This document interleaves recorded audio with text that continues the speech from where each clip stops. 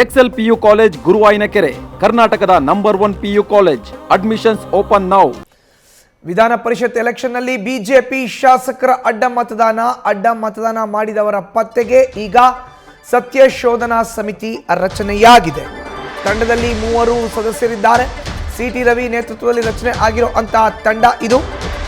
ವಿಧಾನ ಪರಿಷತ್ನ ಸದಸ್ಯ ಸಿಟಿ ರವಿ, ಮಾಜಿ ಸಚಿವ, ರಾಜ್ಯ ಬಿಜೆಪಿಯ ಉಪಾಧ್ಯಕ್ಷ ಎನ್ ಮಹೇಶ್, ಶಾಸಕ ಮಹೇಶ್ ತೆಂಗಿನಕಾಯಿ 3 ಇರುವಂತಹ ಸಮಿತಿ ಜೂನ್ 25ರ ಒಳಗಾಗಿ ಯಾರು ಅಡ್ಡ ಮತದಾನ ಮಾಡಿದ್ದಾರೆ ಅನ್ನೋದನ್ನ ಪತ್ತೆ ಹಚ್ಚಿ ನಮಗೆ ರಿಪೋರ್ಟ್ ಅನ್ನ ಕೊಡಿ ಅಂತ ಹೇಳಿದ್ದಾರೆ.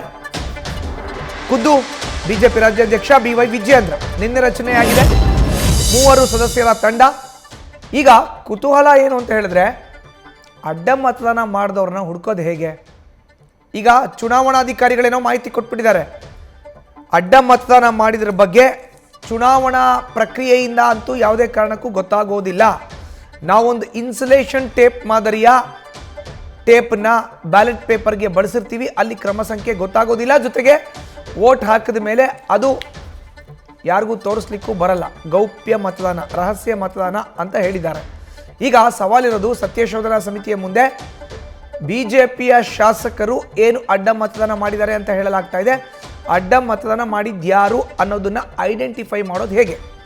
ಖುದ್ದು ಮಾಧ್ಯಮಗಳ ಮುಂದೆ ಬಿಜೆಪಿಯ ಶಾಸಕಾಂಗ ಪಕ್ಷದ ನಾಯಕ ಆರ್ ಅಶೋಕ್ ಹೇಳಿದ್ರು, ತಲಾ 30-30 ಇಬ್ಬರು ಅಭ್ಯರ್ಥಿಗಳಿಗೆ ನಾವು ವೋಟನ್ನ ಡಿವೈಡ್ ಮಾಡಿದ್ವಿ. ಬಾಕಿ ಉಳಿಯೋ ಅಂತ 4ನ್ನ JDS ಅಭ್ಯರ್ಥಿಗೆ ಕೊಡೋ ಅಂತ ನಿರ್ಧಾರವನ್ನು ಮಾಡಿದ್ವಿ. 30+30+4 ಈ ರೀತಿಯ ವಿಭಜನೆಯನ್ನು ನಾವು ಮಾಡಿದ್ವಿ ಅನ್ನೋ ಒಂದು ಮಾತನ್ನ ಹೇಳಿದ್ರು. ಆದ ಬಳಿಕ ರಿಸಲ್ಟ್ ಬಂದಾಗ ಅವ್ರು ಕೊಟ್ಟಿದ್ದ ಹೇಳಿಕೆ ಏನು? ಮೊದಲ ಅಭ್ಯರ್ಥಿಗೆ ಬೀಳಬೇಕಾದಂಥ 30 ಮತದಲ್ಲಿ 1 ಮತ ಅಸಿಂಧು ಆಗಿದೆ, 29 ಮತ ಬಿದ್ದಿದೆ. ಬಿಜೆಪಿಯ ರಘು ಕೌಟಿಲ್ಯ ವಿಧಾನ ಪರಿಷತ್ನ ಪ್ರವೇಶ ಪಡೆದಿದ್ದಾರೆ 29 ಮತಗಳನ್ನು ಪಡೆಯೋದ್ರ ಮೂಲಕ ಅನ್ನೋ ಒಂದು ಹೇಳಿಕೆಯನ್ನು ಕೊಟ್ಟರು. ಅಲ್ಲಿಗೆ 1 ಮತ ಅಸಿಂಧು ಆಯಿತು. ಇನ್ನು 2ನೇ ಅಭ್ಯರ್ಥಿ ಲಿಂಗರಾಜ್ ಪಾಟೀಲ್, ಅವ್ರಿಗೆ 30 ಮತ ಏನು ಬೀಳಬೇಕಾಗಿತ್ತು, ಅದರಲ್ಲಿ 3 ಮತ ಅಡ್ಡ ಮತದಾನ ಆಗಿದೆ, 27 ಮತ ಬಿದ್ದಿದೆ ಅನ್ನೋ ಹೇಳಿಕೆನ ಮಾಧ್ಯಮಗಳ ಮುಂದೆ ಕೊಟ್ಟಿದ್ದಾರೆ. ಹಾಗಾದರೆ JDSಗೆ ಬೀಳಬೇಕಾಗಿರೋ 4 ಮತದ ಕತೆ ಏನು? ಅದನ್ನು ಅವರು ಹೇಳಿಲ್ಲ. ಬಟ್ 3 ಅಡ್ಡ ಮತದಾನ ಆಗಿರೋದು ಬಿಜೆಪಿಯಿಂದ ಅನ್ನೋ ಒಂದು ಮಾತನ್ನ ಹೇಳಿದ್ದಾರೆ. ಈಗ ಅಡ್ಡ ಮತದಾನ ಮಾಡಿದವರ ಪತ್ತೆ ಹೇಗೆ ಅನ್ನೋ ಪ್ರಶ್ನೆ ಎದುರಾಗಿದೆ. ಸಿಟಿ ರವಿ ನೇತೃತ್ವದ ತಂಡ ಈಗ ಮೊದಲಿಗೆ ಶಾಸಕರ ಚಲನವಲನವನ್ನು ಗಮನಿಸುತ್ತೆ. ಯಾಕೆಂದ್ರೆ ಚುನಾವಣಾ ಪ್ರಕ್ರಿಯೆಯಿಂದ ಅಂತೂ ಗೊತ್ತಾಗಲ್ಲ, ಬ್ಯಾಲೆಟ್ ಪೇಪರ್ ಅಂತೂ ನೋಡೋಕ್ಕಾಗಲ್ಲ. ಹೀಗಾಗಿ ಸಿಟಿ ರವಿ ನೇತೃತ್ವದ ತಂಡ ಮೊದಲಿಗೆ ಶಾಸಕರ ಚಲನವಲನವನ್ನು ಗಮನಿಸುತ್ತೆ. ಚುನಾವಣೆ ಘೋಷಣೆ ಆದಮೇಲೆ ಅವರು ಯಾರನ್ನೆಲ್ಲ ಸಂಪರ್ಕ ಮಾಡಿದ್ದಾರೆ, ಯಾರ್ಯಾರ ಹತ್ರ ಮಾತಾಡಿದ್ರು, ಅವ್ರಿಗೆ ಯಾರೆಲ್ಲ ಸಂಪರ್ಕ ಮಾಡಿರಬಹುದು, ಫಿಸಿಕಲಿ ಮೀಟ್ ಮಾಡಿದ್ರಾ ಅಥವಾ ದೂರವಾಣಿ ಕರೆ ಏನಾದರೂ ಬಂದಿರಬಹುದಾ, ಈ ಲೆಕ್ಕಾಚಾರ ಹಾಕ್ತಾರೆ. ಯಾವ್ಯಾವ ವಿಚಾರದಲ್ಲಿ ಶಾಸಕರು ಏನು ಹೇಳಿಕೆಗಳನ್ನು ಕೊಟ್ಟಿದ್ದಾರೆ ಅನ್ನೋದನ್ನ ಗಮನ ವಹಿಸ್ತಾರೆ. ಅದು ಮಾಧ್ಯಮಗಳ ಮುಂದೆ ಆಗಿರಬಹುದು, ತಮ್ಮ ಅತ್ಯಾಪ್ತರ ಜೊತೆ ಮಾತುಕತೆ ಆಡಬೇಕಾದ್ರೆ ಗುಂಪಿನಲ್ಲಿ ಕೂತ್ಕೊಂಡು ಏನಾದರೂ ಒಂದಿಷ್ಟು ಕ್ರೂಗಳನ್ನು ಕೊಟ್ಟಿದ್ದಾರಾ ಅನ್ನೋದ್ರ ಬಗ್ಗೆ ನೋಡಿ. ಸತ್ಯಶೋಧನಾ ಸಮಿತಿ ಮತ್ತೆ ಬ್ಯಾಲೆಟ್ ಪೇಪರ್ಗೆ ಯಾವುದೇ ಮರುಪರಿಶೀಲನೆಗೆ ಅವಕಾಶ ನೀಡಲ್ಲ.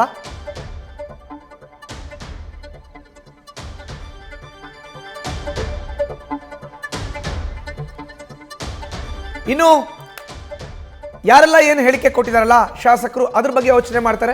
ಯಾವೆಲ್ಲ ವಿಚಾರಗಳ ಬಗ್ಗೆ ತುಟಿ ಬಿಚ್ಚಿ ಮಾತನಾಡಿದ್ದಾರೆ ಅನ್ನೋದನ್ನ ಕೂಡ ಶೋಧ ಕಾರ್ಯದಲ್ಲಿ ತಿಳ್ಕೊಳ್ಳಾಗುತ್ತೆ. ಶಾಸಕಾಂಗ ಪಕ್ಷದ ಸಭೆ ನಡೆದಾಗ ಅವ್ರು ಯಾವ ರೀತಿ ನಡೆದುಕೊಂಡಿದ್ದಾರೆ ಅನ್ನೋದ್ರ ಬಗ್ಗೆ ಗಮನವನ್ನು ಕೂಡ ಹರಿಸ್ತಾರೆ ಈ ಒಂದು ಸಮಿತಿಯ ಸದಸ್ಯರು.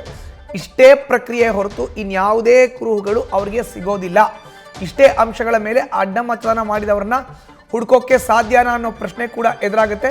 ಇದರಲ್ಲಿ ಅಡ್ಡ ಮತದಾನ ಮಾಡಿದವರು ಸಿಗಬಹುದು ಅಥವಾ ಸಿಗದೆ ಇರಬಹುದು. ಇದು ಬಿಟ್ಟು ಬೇರೆ ಏನು ಮಾಡೋಕ್ಕೆ ಸತ್ಯಶೋಧನಾ ಸಮಿತಿ ಸದಸ್ಯರಿಗೆ ಸಾಧ್ಯನೇ ಇಲ್ಲ. ಬಟ್ 25ನೇ ತಾರೀಕಿನ ಒಳಗಾಗಿ ಎಲ್ಲ ಬಿಜೆಪಿಯ ಶಾಸಕಾಂಗ ಪಕ್ಷದ ನಾಯಕರು ಹೇಳಿದ್ರಲ್ಲ 64 ಅಂತ, ಆ 64 ಸದಸ್ಯರನ್ನ ಕೂಡ ಭೇಟಿ ಮಾಡಿ ಮಾತುಕತೆ ನಡೆಸಿ ಇಷ್ಟೆಲ್ಲ ಅಂಶಗಳನ್ನು ಪತ್ತೆ ಹಚ್ಚಿ ಒಂದು ವರದಿಯನ್ನು ಕೊಡಬೇಕು.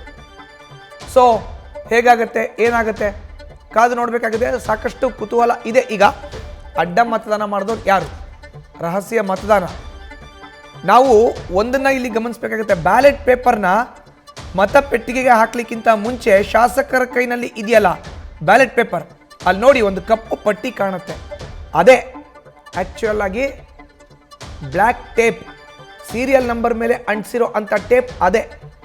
ಈಗ ಅದನ್ನು ಅಂಟಿಸ್ಬಿಟ್ಟ ಮೇಲೆ ಅದು ಯಾರು ಅಂತ ಗೊತ್ತಾಗಲ್ಲ. ಮತ್ತೆ ಚುನಾವಣಾಧಿಕಾರಿ ಸತ್ಯಶೋಧನಾ ಸಮಿತಿ ಸದಸ್ಯರು ಕೇಳ್ತಾ ಇದ್ದಾರೆ ಅಂತ ಬ್ಯಾಲೆಟ್ ಪೇಪರ್ನ ಕೊಡ್ಲಿಕ್ಕೆ ಬರಲ್ಲ.